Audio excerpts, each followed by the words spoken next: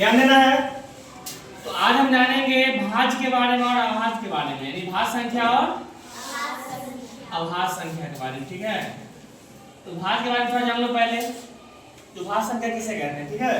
तो ध्यान दो, वैसी संख्या जो एक और स्वयं मतलब अपने आप, है ना, आप के अलावा अन्य संख्या से भी क्या हो, अन्य संख्या से क्या हो, विभाजित हो। अन्य संख्या से अगर विभाजित हो जाएगा तो ऐसी संख्या को हम क्या बोलेंगे, भाज्य संख्या बोलेंगे। जैसे देखो 4 किससे कट रहा है, 1 से कटता है, 4 से कटता है, 2 से भी कटता है। मतलब क्या, परिभाषा जो बोला है एक और स्वयं के अलावा अन्य संख्या से भी कटे, एक और स्वयं के अलावा अन्य संख्या से भी कटे, एक और स्वयं के अलावा अन्य संख्या से भी कटेगा तो क्या हो जाएगा, वो भाज्य संख्या हो जाएगा। स्पष्ट बात है। इसका गुणनखंड भी किया तो क्या सब में क्या है, 2 से अधिक है, 3 है ना, 3 है, 4 है, 5 है, जो भी हो, इन्हें 2 से अधिक है, इसका एक परिभाषा और हो जाएगा। सो ध्यान देना है, वैसी संख्या जिसका 2 से अधिक क्या हो, गुणनखंड हो, तो ऐसी संख्या क्या कहेंगे हम, अभाज्य संख्या कहेंगे। फिर देख लो, जैसे 4 किससे कट रहा है, 1 से, 2 से, 4 से, 6, 1 2 3 6, 1 2 4 8, 1 3 9, क्या पता चल रहा है, सब में क्या है, 2 से अधिक क्या है, गुणनखंड है। तो ऐसी संख्या क्या कहेंगे हम, भाज्य संख्या कहेंगे। ठीक है ना, भाज्य संख्या कहेंगे, ध्यान रखना है। अब जानेंगे अभाज्य के बारे में। तो अभाज्य लिख ही लेते हैं। अभाज्य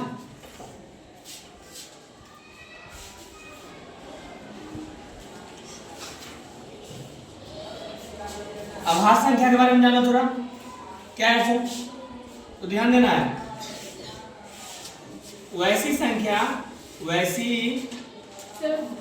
संख्या जो एक और क्या हो, स्वयं मतलब अपने आप, स्वयं मतलब अपने आप, स्वयं से क्या हो, स्वयं से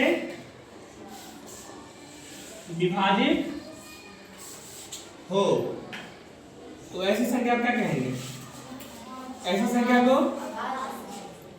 अभाज्य संख्या कहेंगे। अभाज्य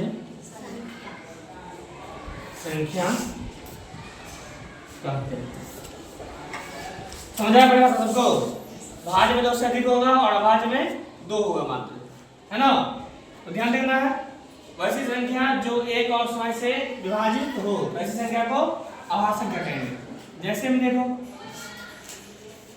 जैसे 2 है ना, 2 किससे कट रहा है, 1 से 2 से, 3 है, 1 से 3 से, 5 है, 1 से 5 से, 7 है, 1 से और 7 से, 11 है, कितना है, 1 से 11 से, सब कट रहा है ना।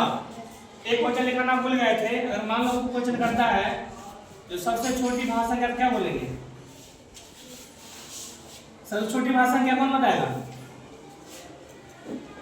सबसे छोटी भाज्य संख्या 4 हो जाएगा, 4 होगा ना, क्योंकि 4 से शुरू हो रहा था। और सबसे बड़ी की बात करें तो क्या हो जाएगा, अनंत हो जाएगा। इस बात को भी ध्यान रखना है।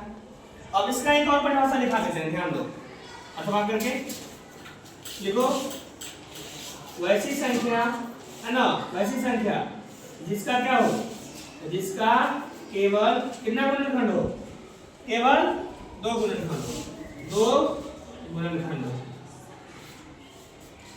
2 गुणनखंड हो, तो उसे क्या कहते हैं, तो उसे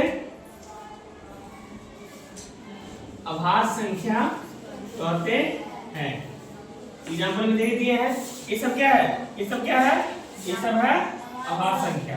क्यों, क्योंकि सब का क्या है, मात्र 2 गुणनखंड है, 1 2 1 3 1 5 1 7 1 11, है ना। इसमें ध्यान रखेंगे। अगर मान लो कोई क्वेश्चन करता है जो सबसे छोटी भाज्य संख्या, क्या बोलेगा, अभाज्य संख्या, सबसे छोटी अभाज्य संख्या, चलिए बताओ, सबसे छोटी अभाज्य संख्या क्या होगा, छोटी कहाँ शुरू हुई है, 2 से, और बड़ी की बात करें तो अनंत, बड़ी की बात करें तो अनंत। तो इस प्रकार से हम किसके बारे में जाने, भाज्य संख्या और अभाज्य संख्या के बारे में सबको अच्छा से याद करके लाना है। ठीक है, चलो।